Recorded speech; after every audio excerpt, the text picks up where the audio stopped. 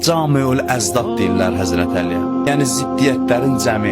Əli əleyhissalam döyüşdə aslan kimi, şir kimi meydana girir. Yetim uşaq qabağında ən təvazökar insan kimi dayanır. Hələ heç deyir, qılıncının qanı qurumamış bir yetimin yanından biganə ötə bilmir. Baxırsan bu eyni adamdır, döyüşdə gülə-gülə döyüşür.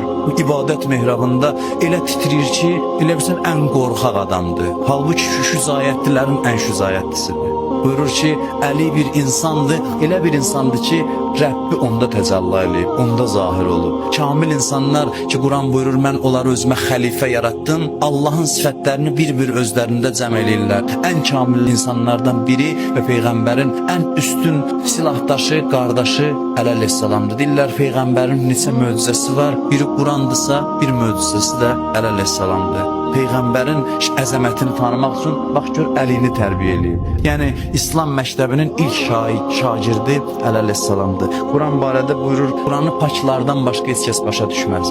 Quranın həqiqətləri içərdədir. Daxili təmizləməsən Quranı tanımaq olmur. Əli də belədir. Əlini tanımaq üçün gərək daxilin təmiz olsun. Gərək özünü təmizləyəsən. Buyurur, biz bu Quranı dağa nazil eləsəydik, Allah buyurur, dağı parça-parça olmuş görərdin. Əli əleyhissalam buyurur ki, dağ məni sevsə, parça-parça olar. Dağın taqəti yoxdur məni tanımağa. Əli haqqın mizanıdır.